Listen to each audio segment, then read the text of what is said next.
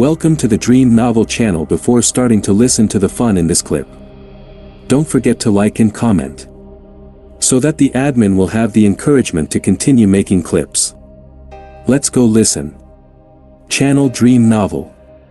Chapter 66. Arda's explosion. Compared to the distracted Slytherins, the atmosphere on the Gryffindor side was much more cheerful, and their laughter grew even louder after watching Rosier storm out of the auditorium. "George, is this the Nimbus 2000? After the Slytherins had all left, a boy with dark skin and long hair couldn't wait to get to the twins, urging, "What are we waiting for? Show us." His words were immediately echoed by others. "Yeah, open it up and show us. By Merlin's beard. This has to be the best broomstick ever. Even the professional teams probably don't have Nimbus 2000s. But despite the crowd's urging, Fred and George didn't seem in any hurry to open the package. George glanced sideways with a look of disgust and said, "Hey, Lee Jordan, I'm Fred. Don't you recognize us yet?" "Sorry, Fred, can I see?" "No, I'm Fred." Next to him, the real Fred hooked an arm around George's shoulder and said, "Seriously? You fell for such a simple trick? I'm starting to question whether you're really our best friend." Poor Lee Jordan looked completely lost. He stared at the two identical faces next to him, unable to find any difference between them. They were practically duplicates. "Okay, Fred, George, I'm sorry," Lee Jordan sighed, shaking his head before taking a deep breath. "Whoever you are, can I please just have a quick look at the Nimbus 2000? Please." Under normal circumstances, Lee would have pointed a finger in the twins' faces, mocking their silly sense of humor and throwing in some colorful slang to insult them. But this time, he didn't. He even apologized, bowing slightly. He really had no choice. As a massive Quidditch fan, the temptation of seeing a brand new broomstick, one not even released yet, was far too great. He wouldn't be able to sleep at night if he didn't get a glimpse. "What Nimbus 2000? Fred gave him a puzzled look. "I don't know what you're talking about. The broom we use is obviously the old Clean Sweep 5. "I get it, you're trying to keep it secret," Lee Jordan said, glancing around before lowering his voice. "But now that the Slytherins are gone, we're all on our own. It's fine, just a quick peek." Fred and George remained silent. "Why don't we head back to the common room?" someone suggested. "It'll be safer to look there." "You can't do this," objected some small witches and wizards from Hufflepuff and Ravenclaw. "We want to see it too." But no one really paid attention to their protests. The Gryffindors crowded around the twins and rushed out of the auditorium. However, when they reached the portrait of the fat lady, they realized Fred and George had disappeared. "They must have snuck away while we were upstairs," Lee Jordan said, feeling deeply aggrieved. "Can you believe it? They turned on their own people." By noon, the atmosphere at the Slytherin table was still heavy. All morning, they had scoured Hogwarts, but there wasn't a single trace of Fred or George. It was as if the two had vanished into thin air. Additionally, those who had sent letters home didn't have any luck either. Some of the more temperamental parents had even scolded them in their replies, telling them to focus on their studies and stop daydreaming about impractical things. Rosier was one of them. "Nimbus 2000. I've got a Nimbus 2100 if you want it." He crumpled the letter in his hand into a ball and was about to toss it aside when he suddenly reconsidered, lowering his hand and angrily asking, "Still no news?" The students around him exchanged glances, but no one spoke a word. Useless. Just as Rosier was about to flip over his plate in frustration, a Slytherin player came rushing over. "Captain, I found something out." Marcus Flint grinned, revealing a row of large teeth.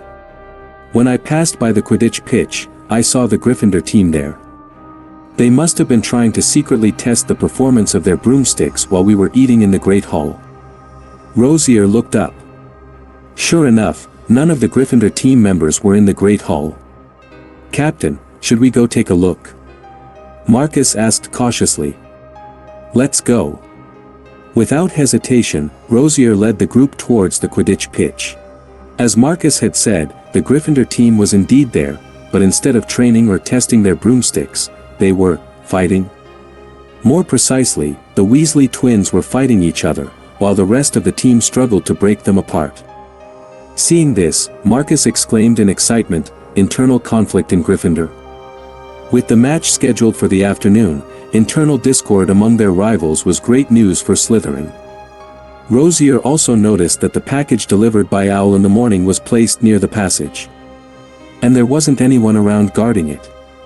A minute later, the Slytherins left the Quidditch pitch, huddled closely together, shielding someone in the center of their group.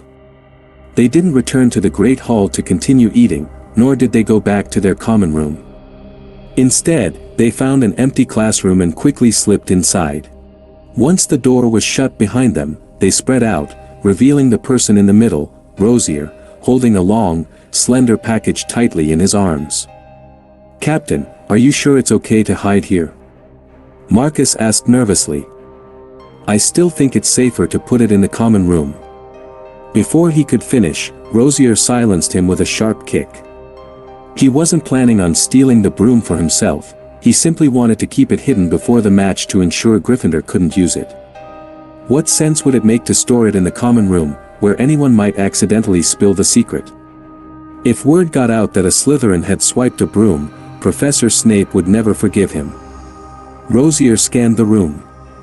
The thick layer of dust on all the desks made it clear that the space hadn't been used in ages. "This'll do," he said, nodding. "Make sure you hide it well." But no one moved. The group just stood there, staring at the person holding the package. After an uncomfortable silence, someone finally spoke up. "Why don't we open it and take a look? What if it's not even a broom inside? We'll have wasted our time." The others nodded in agreement. "No, we can't open it," Rosier decided, snatching the package from the boy's hands and setting it aside. He knew Gryffindors too well to fall for their tricks. If the rumor about the broomstick was fake, the package probably contained something unpleasant. It was safer to leave it untouched. "Ho ho ho, clever boy," came a sing-song voice from outside the window. The group turned to see Peeves, the mischievous poltergeist, floating just outside, his face twisted in a gleeful grin. "Get lost, Peeves!" Rosier snapped. "Rude boy, you'll pay for that." Peeves sneered, his eyes narrowing. Without warning, he smashed the window and lobbed a balloon filled with some strange liquid into the room. The balloon didn't hit anyone, but landed perfectly on the package. For reasons unknown, whether it was the liquid or some other force, the package began to swell rapidly, like it was filling with air. "I knew it, damn Peeves!" Rosier cursed under his breath, already turning toward the door. But when he grabbed the handle, the door wouldn't budge. It was jammed shut, trapping them all inside. Desperate, Rosier pulled out his wand. Bombar, boom! Before he could cast his spell, the package erupted with a deafening explosion. A foul, noxious stench instantly filled the room, making everyone gag. The smell was so overwhelming that even Peeves, still hovering outside the shattered window, cackled as he drifted away, leaving the Slytherin stuck in the stinking mess. Channel Dream Novel. Chapter 67, Snape's reaction. Since it was only halfway through lunch, many students were still in the Great Hall, chatting with friends and enjoying the delicious pork cutlets and roast potatoes. But suddenly, an overpowering stench began to waft in from outside. The young wizards sitting closest to the doors were the first to suffer, nearly gagging as the smell hit them. Some of them barely managed to avoid vomiting onto their plates. "Ugh! Who threw a dung bomb in the corridor?" a Gryffindor with a prefect badge yelled out, his voice carrying across the hall. His shout served as a warning for the others sitting deeper inside. Moments later, they too caught a whiff of the foul odor. The entire hall erupted into chaos. Students abandoned their meals and scrambled to leave the hall, rushing outside in a desperate bid for fresh air. But once they were outside, they realized the stench was even stronger. Still, there was no turning back now. Gritting their teeth, they hurried toward their respective common rooms, trying to escape the pervasive smell. Amid the confusion, Percy Weasley noticed something odd. His twin brothers, Fred and George, were conspicuously absent. "Fred, George, it has to be you," Percy muttered to himself, convinced he had figured out who was behind the chaos. Determined, he pushed through the crowd and made his way toward the Gryffindor common room, fuming with anger. "I must write to Mum. My dear brother, what are you planning to tell Mum?" Percy stopped in his tracks. Rounding the corner in front of him were two identical figures, blocking his path. George chuckled, "Before you write that letter, can you tell us what exactly happened in the Great Hall? We were only gone for a moment, and now it's so lively." "Don't pretend like you don't know what you've done," Percy snapped, his face red with frustration. "Throwing dumb bombs around the castle? You've affected nearly every student, and Gryffindor's sure to lose loads of points because of this." "Wait, Percy," Fred interrupted, equally angry. "Even if you are our favorite brother, you can't go around slandering us like that." "Exactly," George added with a serious nod. "We were at the Quidditch pitch the entire time. How could we have thrown dumb bombs in the castle?" "Don't try to make excuses," Percy began, but Fred cut him off. "You can ask anyone, Percy. Every member of the Quidditch team can vouch for us," Fred insisted. George sighed, looking disappointed. "Percy, I can't believe you'd slander your own brothers just to take credit for something we didn't do." "I'll definitely be writing to Mum about this," Fred added as they both turned to leave. Percy watched them walk away, doubt creeping into his mind. Had he been wrong? Could Fred and George really have been innocent? He scratched his head, anxiety building at the thought that they might tell on him to their mother. He wanted to catch up with them and apologize, but he couldn't muster the courage, so he just stood there, wringing his hands nervously. Meanwhile, Fred and George had barely contained their laughter until they were safely out of sight. Once they were sure Percy couldn't see them, they burst out laughing. Fred took a deep breath, savoring the memory. No wonder that special dumb bomb cost 20 galleons. The smell was absolutely unmatched. Actually, it was 19 galleons and 10 sickles, George corrected with a grin. And don't forget about the large bag of exploding balloons. "Oh, right, sorry. But I still don't get why Kyle wanted those balloons. They pop at the slightest touch. They're probably the weakest prank prop out there." "Who knows?" George shrugged.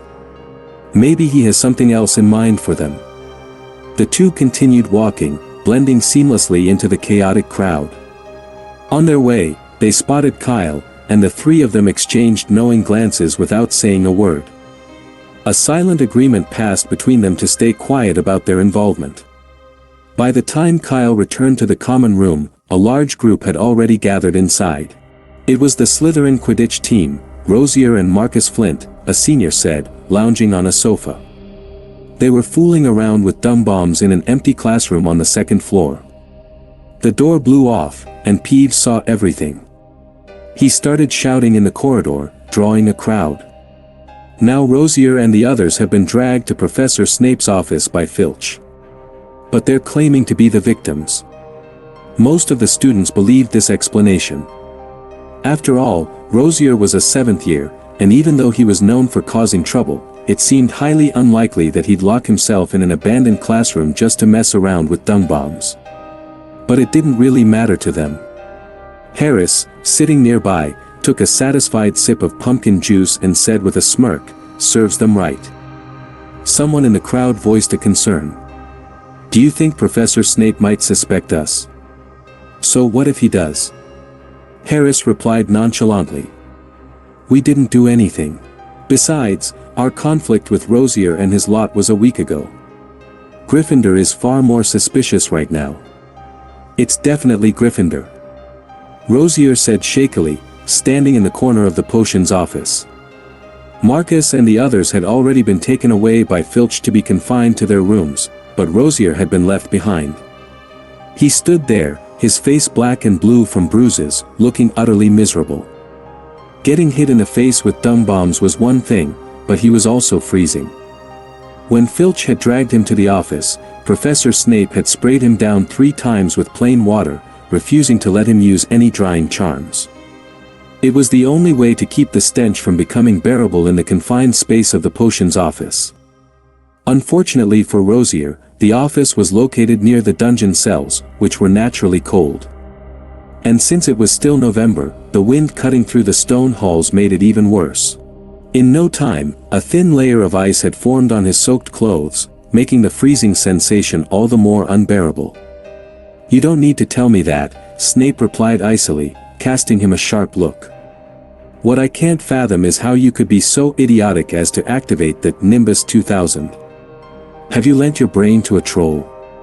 "Professor, I didn't mean to turn it on," Rosier stammered, his teeth chattering from the cold. I was trying to hide it, but I didn't realize Peeves was there." Rosier quickly explained the entire sequence of events, conveniently omitting some minor details and making himself out to be a responsible Slytherin captain, only concerned with protecting the honor of his house. Snape listened silently, his expression unreadable. When Rosier finished, he was met with the same cold stare. "Is what you said true?" Snape asked, his voice dripping with skepticism. "It's all true, Professor. I guarantee it," Rosier answered firmly, trying his best to sound convincing. Snape gave a slow, measured nod. "Very well. You're not entirely brainless." He tossed a small bottle of potion at Rosier, who caught it with trembling hands. "Now get out and find Filch," Snape ordered without looking at him. Rosier felt an overwhelming sense of relief, as if he had just been handed a great mercy. He immediately uncorked the bottle and gulped down its contents. The moment the purple potion hit his throat, his face contorted into a grimace, turning an even more unpleasant shade of green. He doubled over, coughing violently as the foul taste overwhelmed him. To be honest, it wasn't much better than the dung bombs he'd just been hit with. Channel Dream Novel. Chapter 68, Snape's Intuition. Before the afternoon Quidditch match was set to begin, Professor Snape approached Madame Hooch, requesting a postponement on the grounds that the physical and mental health of his house's players had been affected. Madame Hooch, already aware of the chaos that had unfolded at noon, didn't question his request. Without further discussion, she agreed and began preparations to have Ravenclaw replace Slytherin in the match. However, Snape wasn't done. "Madame Hooch, I don't think Gryffindor is fit to compete today either," he added, glancing toward the Gryffindor team. "There's something urgent I need to discuss with the Weasleys." Madame Hooch frowned in frustration. "Can't it wait until after the match?" If both teams were replaced, it would throw the entire tournament into disarray, making the rescheduling process a nightmare. "It's urgent," Snape replied, his voice unwavering. As a full professor and head of Slytherin, Snape had enough authority to intervene, and Madame Hooch reluctantly agreed. "All right, but let's hope this doesn't happen again," she warned him. "Rescheduling matches is a serious inconvenience." Snape, with his usual cool tone, replied, "Believe me, I don't want this to happen either, but I can't fathom what they were thinking." With that, he strode toward the Gryffindor team and, without hesitation, pulled Fred and George away. Charlie Weasley quickly stepped forward, trying to intervene, but Snape shut him down immediately. "Disobeying a professor? 10 points from Gryffindor, Weasley," Snape said coldly. "If you don't step aside, I'll dock 20 next time." Charlie clenched his fists, his face turning red with anger. The veins in his arms bulged as he considered arguing further, but after taking a deep breath, he grudgingly stepped aside. "Professor Snape," he said tersely, "take care." Snape, his grip on his wand slightly loosening, gave a derisive snort before leading Fred and George away from the Quidditch pitch. As he did, Charlie cursed under his breath, his frustration boiling over. Without wasting another moment, he stormed off, heading straight for Professor McGonagall's office. The Slytherins had gone too far this time, not only setting them up but also throwing around insults. But in Charlie's mind, Gryffindor had a trump card, their deputy headmistress, McGonagall, who outranked Snape. He'd make sure she heard about this. Meanwhile, Snape led Fred and George back to the castle, taking them straight to the potions office. But the twins, far from nervous, seemed more amused than anything, taking in the surroundings with curious eyes. The office was unimpressive. It felt cramped, with old-fashioned desks and creaky floorboards. If it weren't for the shelves of potion ingredients lining the walls, the room might have been mistaken for a second-hand furniture shop. Compared to Professor McGonagall's elegant office, Snape's workspace was disappointingly ordinary. "Professor Snape, what can we do for you?" Fred asked, breaking the silence. Snape didn't answer immediately, his voice slow and deliberate as he finally spoke. "What's the story with the package you received this morning?" "We don't know, Professor," George replied smoothly, pulling a crumpled piece of paper from his pocket and placing it on the nearby table. There was no signature. "We assumed the owl delivered it to us by mistake." Fred nodded in agreement. "We searched for the rightful owner, but we couldn't find them. We were actually about to hand it over to Professor McGonagall when it disappeared." George leaned forward slightly. "Professor, do you happen to know who stole the package?" He placed deliberate emphasis on the word stole, pausing for effect. But Snape, unfazed, ignored the bait and continued his interrogation. "So, you didn't purchase the package yourselves?" Snape asked, his voice sharp. "Don't try to fool me. I know it came from Zonko's. I'll be heading to Hogsmeade later to ask around." Fred remained calm, his expression unchanged. "That's your prerogative, Professor." George added with a polite smile, "But if you happen to find out who stole the package, we'd appreciate you letting us know. After all, it was lost while in our possession, and we'll have a hard time explaining that to the owner if they come asking for it."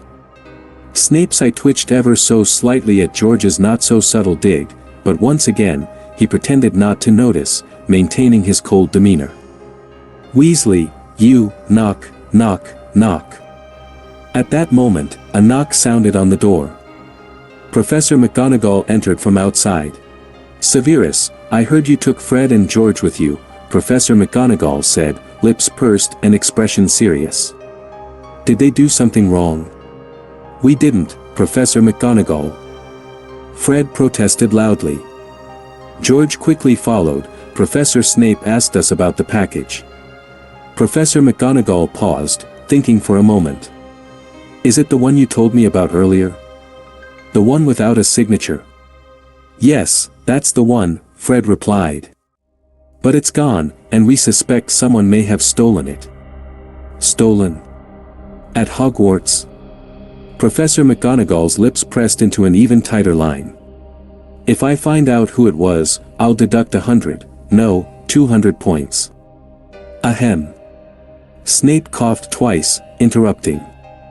"Actually, it belonged to one of our Slytherin students. He brought it to me after he found it." Professor McGonagall looked momentarily surprised. "From your house?" "Yes, from our house," Snape confirmed, his face taking on a slight greenish tint as he gritted his teeth.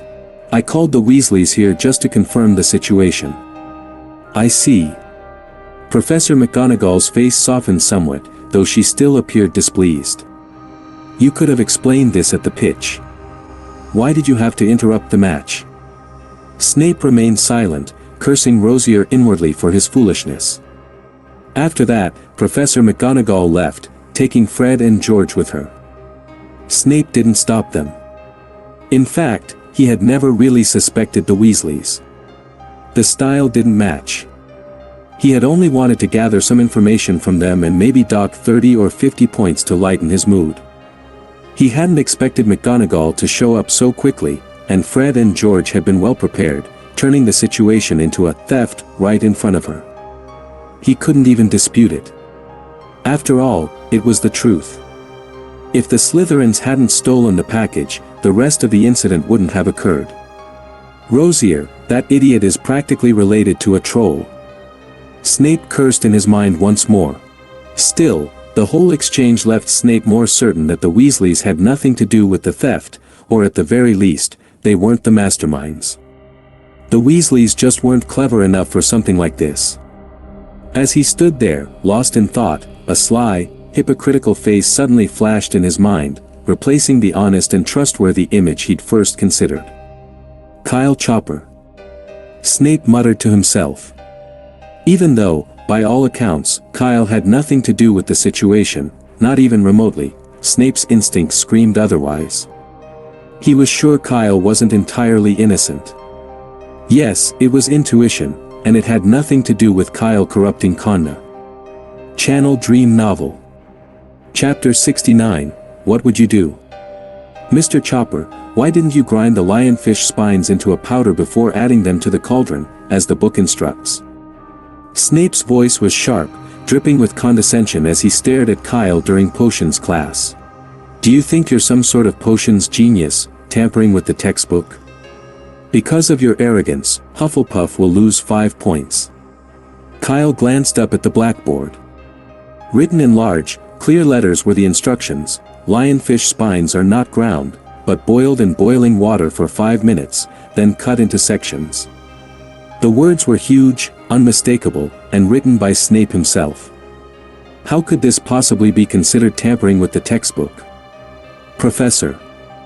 Kyle took a deep breath, trying to keep his voice as calm and steady as possible. That's what it says on your blackboard. Oh, then I made a mistake, Snape replied coolly, waving his wand with a detached air and erasing the sentence from the blackboard. Does that mean I'm always right? What about your judgment? If I told you to add your own heart tendon, would you do it? Snape sneered, his tone biting. Because you have no mind of your own, Hufflepuff lose 3 more points. Until the end of class, Kyle's hand remained clenched around the rock cake in his pocket, torn between the temptation to throw it at Snape's back and keeping it there. Although Snape had been deducting points for no good reason for as long as Kyle could remember, today had crossed the line.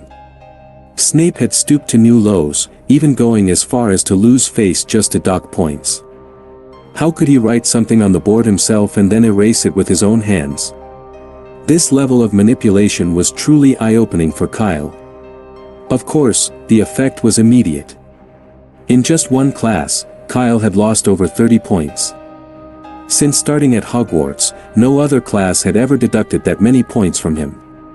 Afterward, the other young Hufflepuffs came over to console him, even Conda, who kindly offered him a licorice sweet. Kyle glanced at it but chose to ignore it. During dinner, word of what had happened in potions class spread, and Fred and George Weasley made their way over to Kyle. They patted him on the shoulder sympathetically. It's okay, mate, Snape's always docking points from us too. It's nothing new, Fred said, trying to reassure him. Yes, poof. I mean, you just have to let it go, George added, his words meant to comfort, but the smirks on their faces betrayed them. It was clear they had come to laugh at the situation more than to sympathize. Just as Kyle was about to brush them off, Fred leaned in closer and whispered, "Come on, stop dwelling on the bad stuff. Let me show you something cool." He glanced around cautiously before pulling a square piece of parchment from his pocket. "Remember the other day when I said I wanted to show you something? Well, this is it." George leaned in too, his voice low. "A magical object. Bet you won't guess what it is. Could it be?" Kyle raised an eyebrow, pretending to think deeply before saying, "Parchment that automatically writes homework?" The twins' previously smug expressions faltered, their faces suddenly stiff. "If only," Fred said, his eyes lighting up at the thought. "I really wish it was. But the actual function is still pretty amazing," George continued. "It's a map of Hogwarts. But not just any map, you can't buy one like this. It's called the Marauder's Map," Fred explained as he took out his wand and tapped the parchment gently. "I solemnly swear." Instantly, thin lines of ink spread across the parchment like a spider's web, connecting and stretching to the edges. Large green letters appeared at the top: Messrs. Mooney, Wormtail, Padfoot, and Prongs, purveyors of aids to magical mischief makers, are proud to present the Marauder's Map. Kyle took the parchment from Fred and examined it. The famed Marauder's map displayed Hogwarts castle in intricate detail, far beyond that of any ordinary map. It was almost like a miniature of the entire castle. Every painting, carpet, and vase was marked on the map. But what stood out most were the numerous tiny black dots moving about on the map, each labeled with a name in small print. Kyle spotted Dumbledore in the headmaster's office, and he also saw Filch and Peeves darting through the corridor. RS from the 5th to the 6th floor. However, in more crowded areas like the Great Hall, the map was less helpful. There were so many names overlapping that it was hard to make anything out. Kyle also noticed that some secret passageways seemed to be missing. For instance, the location of the Whomping Willow was blank, with no markings at all. He handed the map back to Fred and asked, "How did you get it?" "We were in first year," Fred began, his eyes narrowing with nostalgia, young, carefree, innocent. "For some trivial thing, Filch dragged us into his office and threatened to." George added. "Detention," Fred interjected. "Tear us apart," George continued dramatically. "And while we were there, we happened to notice one of his filing cabinet drawers labeled, 'Confiscated Items, Highly Dangerous.'" Fred suddenly chuckled. "Kyle, what would you have done?" Kyle thought for a moment. "I'd have lured Peeves there with a bunch of dumb bombs or pepper imps and used the chaos to grab whatever was in the drawer." Fred and George stared at him, speechless for a long moment. Finally, Fred shook his head and said, "Kyle, you deserve to lose 30 points from Snape." "Really, you do?" "Don't remind me of that," Kyle glared at him. "So, this map is what you took from that drawer?" "Yep," George replied, smacking his lips. "We didn't have your nerve, so we just took this." "But how did you know how to use it?" Kyle asked, flipping through the parchment. "It's not written anywhere." "Ah, that's thanks to Moony, Wormtail, Padfoot, and Prongs," Fred sighed. "Those four were geniuses when it came to pranks." "They hid the password in various corners of the castle," George added. "If you find all the clues, you can piece it together." "Unfortunately, we've been searching for a year now," Fred said, looking disappointed. "But we still haven't found the full password." "They hid the password in various corners of the castle," George added. "If you find all the clues, you can piece it together." "So we can only use the map 5 times a day, and only for half an hour each time," George added with a smile. "It's a big task, and we're prepared to spend the next 3 years completing it." "And if you don't find it in 3 years?" Kyle asked. "Then we don't deserve it," George shrugged. "And we'll pass it on to a new owner." "Really?" Kyle said with a hint of amusement. "So, you're showing it to me to recruit me into your quest for clues?" "No, Kyle," Fred said, shaking his head. "The password is a test from the Marauders, and we have to solve it on our own." "Then what's this about?" Kyle asked. "Simple," the twins said in unison, grinning widely. "We're going on a night tour." Channel Dream Novel. Chapter 70, Why Are You Wearing Slytherin's Clothes? "I can't believe it, Kyle," Cedric said, his voice filled with dismay, as he stood near the barrel at the entrance to the Hufflepuff common room late at night. "You actually agreed to go on a nighttime tour with the Weasley brothers." "I've thought about it, and they're right," Kyle replied, rummaging through his moleskin pouch without looking up. "I really need to do something fun to cheer myself up." "But you can't go on a nighttime tour," Cedric said, clearly distressed. "That's against the rules. If you get caught, you'll not only lose points, but you'll also be put in detention. You're only a first year, Kyle, you can't start breaking school rules like this." Cedric's concern was evident. He spoke earnestly, as if he truly feared that Kyle might be led down the wrong path by Fred and George. "Don't worry, Cedric. With the Marauders map, no one can catch us," Kyle said confidently, finally finding what he was looking for in the pouch. He glanced up at Cedric and added with a smirk, "Besides, before lecturing me, take a look around. This is the castle corridor, not the common room.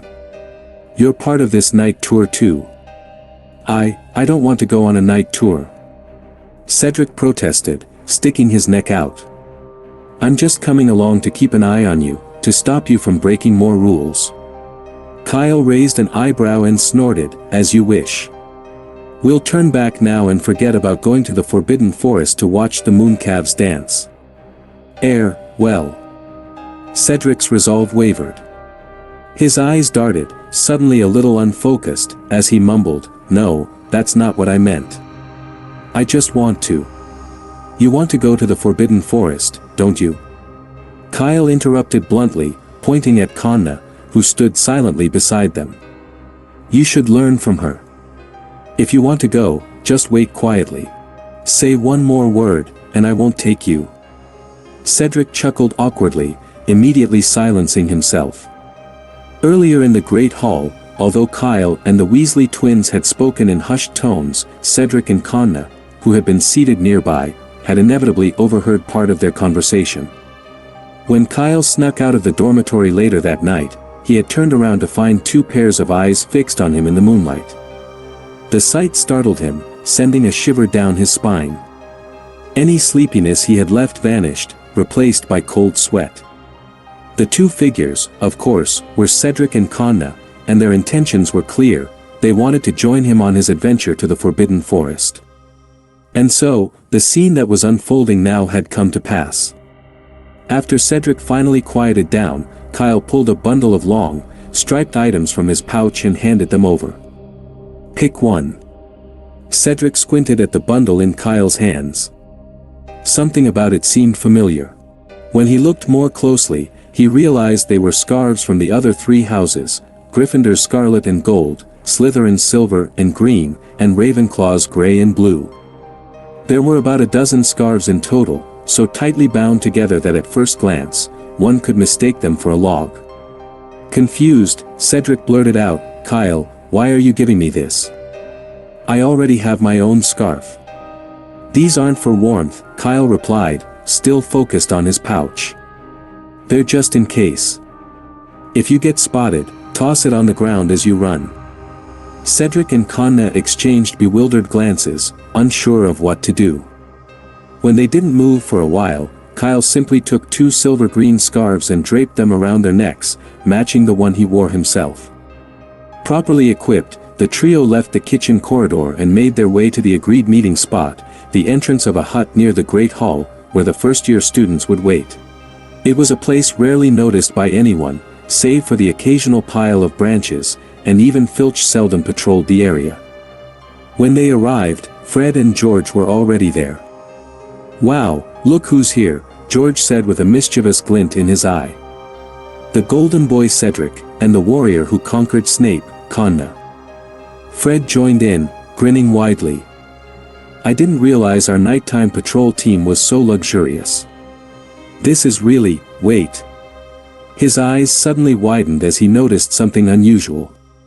Why are you all wearing Slytherin scarves? Kyle sighed and explained the plan once more. What a genius idea. Fred and George were clearly impressed. Do you have more? Fred asked eagerly. Get us one, quick. Kyle shrugged and handed them two more silver-green scarves. All of them were Slytherin, purely out of convenience, definitely not because Snape had been particularly hard on him recently. The twins donned their scarves immediately. Fred admired his new look and asked curiously, Kyle, I don't remember you ever leaving Hogwarts. Where did you get these? My mum sent them, Kyle said casually. Along with the scarves, there was also a master key and an invisibility cloak with a disillusionment charm cast on it. I'm not sure why she sent them, but it turned out to be perfect timing. Kyle said this lightly, but he didn't notice the astonished looks on the twins' faces, their eyes practically glowing red with envy. A master key. Fred breathed in disbelief. An invisibility cloak. George swallowed, then said earnestly, Mrs. Chopper is simply the greatest mother in the world.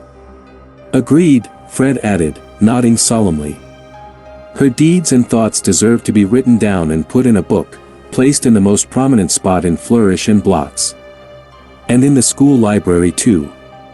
If that day ever comes, I swear I'll buy it, George vowed. even if it bankrupts me. And put it in the kitchen. Or in Mum's room. If that day ever comes. Kyle grinned, shaking his head. You'll probably end up hung up and beaten by Mrs. Weasley. No, Fred replied seriously. Mum would never hang us up and beat us. She just twists our ears, George laughed.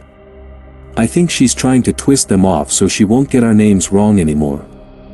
Though, to be fair, she's never mixed them up. As Kyle and the twins bantered and laughed, Cedric and Conna stood frozen, nervous and stiff. They were far too anxious to join in, terrified that Filch might appear out of nowhere and drag them off to the professor's office. Noticing their discomfort, Fred unfurled the Marauder's map with a flourish. Don't worry, we've been watching the map the whole time. He pointed at the parchment. Filch and Mrs. Norris are on the 5th floor. As long as we don't make too much noise, they won't. Oh no, the cat's coming down. On the map, the name Mrs. Norris was speeding towards them. George reacted quickly, pulling out his wand and aiming it at a nearby tapestry. Revelio. The tapestry split down the middle, revealing a hidden passage. Quick, get in there. Fred urged, his voice hushed but urgent. We've got to move before that cat gets here. Without hesitation, the group hurried into the secret passage. George, the last to enter, slipped through just as the tapestry closed back up, restoring the corridor to its original appearance. A second later, Mrs. Norris arrived. She sniffed around the now empty hallway, lingering in confusion for a moment before eventually wandering off, leaving the corridor as silent as before. Now the fun in this clip is over. Which listeners haven't liked and commented yet? You can press like and comment to encourage the admin find the fun in the next clip. May the listeners be happy forever.